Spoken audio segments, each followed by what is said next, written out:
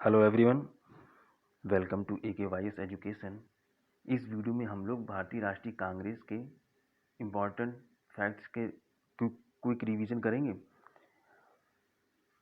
पिछले वीडियो में हम लोग भारतीय राष्ट्रीय कांग्रेस की स्थापना से पूर्व जो महत्वपूर्ण संगठन बने थे अलग अलग जगहों पर उनके महत्वपूर्ण बिंदुओं का रिवीजन किया था।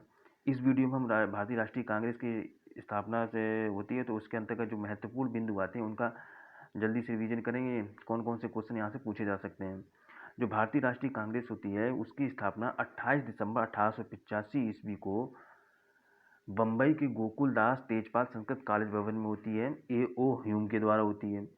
जो भारतीय राष्ट्रीय कांग्रेस है इसके जो प्रथम अध्यक्ष बनाए जाते हैं वो होते हैं व्योमेश चंद्र बनर्जी, लेकिन जो सचिव होते हैं वो होते हैं A.O. ह्यूम। सचिव A.O. ह्यूम को बनाया जाता है। कांग्रेस का मतलब होता है कि लोगों का समूह, और ये शब्द जो लिया गया था वो लिया गया था उत्तरी अमेरिका से। जो कांग्रेस का प्रथम अधिवेशन होता है वो 28 से 31 दिसंबर 1885 ईस्वी तक होता है। बम्बई के ग्वालियर टैंक स्थित गोकुलदास तेजपाल संस्कृत कॉलेज में होता है। प्रारंभ में जो भारतीय राष्ट्रीय कांग्रेस थी उसका नाम भारतीय राष्ट्रीय संघ था, लेकिन दादा भाई नौरोजी के सुझाव के आधार पर इसका नाम भारतीय राष्ट्रीय कांग्रेस कर दिया गया था। जो पहला अधिवेशन उसके तो अध्यक्ष व्योमेश चंद्र बनर्जी थे, लेकिन जो सचिव बनाए गए थे वो A.O. ह्यूम थे। प्रथम जो अधिवेशन होता है कांग्रेस का उसमें कुल 9 प्रस्तावों के द्वारा कांग्रेस अपनी मांगे सरकार के सम्मुख रखती है।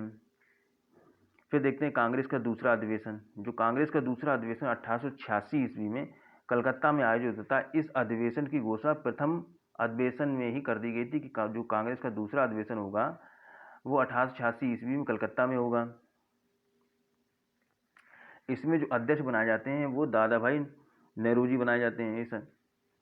और जब A.O. ह्यूम दूसरे अधिवेशन की तैयारी के लिए कलकत्ता गए हुए थे तो उन्होंने महसूस किया था कि अगर सुरेंद्र नाथ बनर्जी और नेशनल कॉन्फ्रेंस को इस भारतीय राष्ट्रीय कांग्रेस से अलग रखा जाता है तो वो जो बंगाल के राजनीतिक विचार वाले शिक्षित वर्ग हैं उनका सहयोग पाना असंभव होगा। अतः दूसरे अधिवेशन में नेशनल कॉन्फ्रेंस का राष्ट्रीय कांग्रेस में विलय हो जाता है दादा भाई नौरोजी की अध्यक्षता में। और इसी अधिवेशन में लिया जाता है कि जो कांग्रेस है जो महत्वपूर्ण सेंटर हैं वहाँ पर कांग्रेस स्टैंडिंग कमेटी का गठन करेगी और उसके तहत कार्य करेगी। डफरिन जो होते हैं उस समय के जो वायसराय डफरिन होते हैं वो सम्मेलन में आए हुए प्रतिनिधि को व्यक्तिगत रूप से हैंड गार्डन पार्टी देते हैं, लेकिन इन निमंत्रित जो सुरेंद्र नाथ बनर्जी होते हैं वो शामिल नहीं होते हैं। फिर देखते हैं कांग्रेस का तीसरा अधिवेशन। कांग्रेस का जो तीसरा अधिवेशन होता है वो 1887 ईस्वी में मद्रास में आयोजित होता है सैयद बदरुद्दीन तैयब जी की अध्यक्षता में, जो कि कांग्रेस के प्रथम मुस्लिम अध्यक्ष होते हैं। कांग्रेस के प्रथम मुस्लिम अध्यक्ष कौन होते हैं? सैयद बदरुद्दीन तैयब जी। चतुर्थ अधिवेशन। कांग्रेस का जो चौथा अधिवेशन होता है वो इलाहाबाद में होता है जॉर्ज यूले की अध्यक्षता में। यह पहला अवसर होता है कि जब लाला लाजपत राय जो वो कांग्रेस के अधिवेशन में शामिल होते हैं और हिंदी में अपने भाषण को प्रस्तुत करते हैं। फिर इसके बाद देखते हैं कांग्रेस का पांचवा अधिवेशन। पांचवा जो अधिवेशन होता है 1889 ईस्वी में होता है विलियम वेडर वर्न की अध्यक्षता में। इसके बाद देखते हैं छठा अधिवेशन जो कि 1890 ईस्वी में होता है कलकत्ता में आयोजित होता है कांग्रेस का छठा अधिवेशन। और जो कांग्रेस का छठा अधिवेशन होता है उसमें कलकत्ता विश्वविद्यालय की पहली जो महिला स्नातक थी कादम्बिनी गांगुली ने इसको संबोधित किया था। ये थे कांग्रेस के 6 अधिवेशन के इम्पोर्टेंट फैक्ट हैं।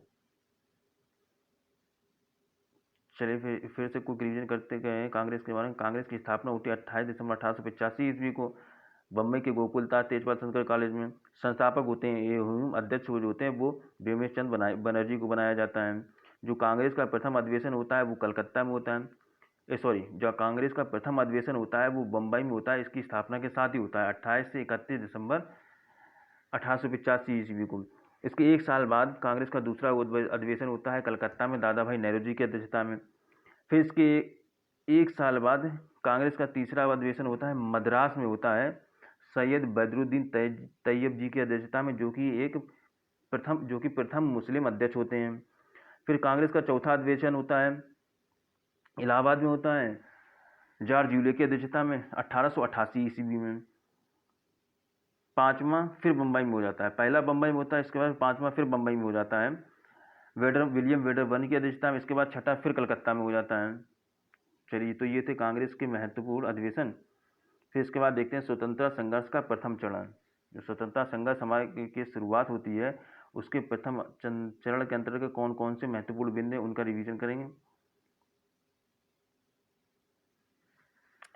जो हमारा स्वतंत्रता संघर्ष का प्रथम चरण होता है वो मुख्यतः उदारवादी विचारधारा से अति प्रभावित होता है। इसीलिए इस कारण से इसको उदारवादी युग कहा जाता है, क्योंकि इसमें उदारवादी नेता जैसे कि सुरेंद्रनाथ बनर्जी, व्योमेश चंद्र बनर्जी, गोपाल कृष्ण गोखले, पंडित मदन मोहन मालवीय आदि नेताओं का वर्चस्व होता है और इनकी जो नीति होती है वो अत्यंत ही उदार होती है। इसीलिए इस काल को हम लोग उदारवादी राष्ट्रीयता का काल कहते हैं। उदारवादियों को मानना था कि वे अगर इंग्लैंड में कांग्रेस का अधिक से अधिक प्रचार करें तो वो सरकार तक अपनी जो मांगे हैं वो आराम से पहुंचा सकते हैं और सरकार उनकी मांगों पर ध्यान देगी।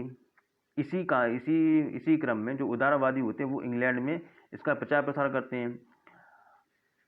इसी क्रम में 1887 ईस्वी में दादा भाई नौरोजी जो होते हैं वो इंग्लैंड में भारतीय सुधार समिति की स्थापना करते हैं। 1888 ईस्वी में दादा भाई नौरोजी विलियम डिग्बी की अध्यक्षता में एक और एजेंसी, इंडियन एजेंसी की स्थापना करते हैं। ये तो था कांग्रेस का सरकार के प्रति रुख। कांग्रेस का क्या रुख था सरकार के प्रति, कैसी नीति अपनाती थी, उदारवादी नीति थी कि उग्रवादी थी। फिर देखते हैं कि जो सरकार की जो नीति थी वो कांग्रेस के प्रति कैसा था, सरकार का जो रुख था वो कांग्रेस के प्रति कैसा रखती थी। जो सरकार थी आज शुरुआती चरणों में तो सरकार का रुख कांग्रेस के प्रति बिल्कुल नरम था, लेकिन जैसे जैसे जो कांग्रेस थी वो अपने मांगे सरकार के समक्ष मजबूती से रखने लगी तो जिसका परिणाम यह हुआ था कि सरकार ने कांग्रेस की आलोचना शुरू कर दी थी और उसका जो रुख था वो नरम के बजाय उग्र हो गया। लॉर्ड डफरिन ने 1888 ईस्वी में, इसी क्रम में जो लॉर्ड डफरिन थे वायसराय, उन्होंने 1888 ईस्वी में कांग्रेस की आलोचना करते हुए कहा था कि मुझे उसका भारतीय जनता के प्रतिनिधित्व का दावा बेबुनियाद लगता है। कांग्रेस तो एक ऐसे नगण्य अल्पमत का प्रतिनिधित्व करती है जिसको कि एक शानदार और विभिन्न रूपों वाला साम्राज्य के शासन की बागडोर हरगिज नहीं दी जा सकती। ये स्टेटमेंट पूछा जाता है कि ये कथन किसने कहा था।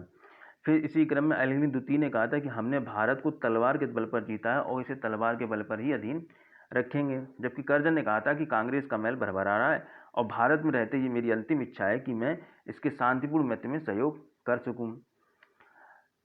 जो सरकार थी वो अब क्या कर रही थी कि फूट डालो और राज करो की नीति अपनाने का कार्य कर रही थी। वो सरकार जानती थी अगर मुस्लिम को कांग्रेस से अलग कर दिया जाए तो कांग्रेस की स्थिति कमजोर हो जाएगी।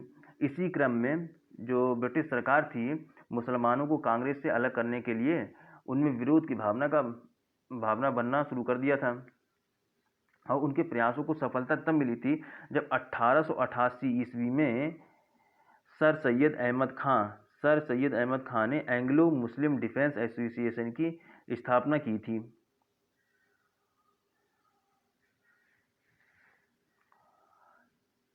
तो जब सरकार का जो रुख था बहुत उग्र हो गया था कांग्रेस के प्रति और वह फूट डालो और राज करो की नीति का पालन करने लगी थी फूट डालो और राज करो की नीति का। इसी क्रम में होता है बंगाल विभाजन। जो बंगाल विभाजन होता है वो मुख्यतः होता है कि जो उस समय का तत्कालीन वायसराय होता है लॉर्ड कर्जन, वो बंगाल को दो समुदाय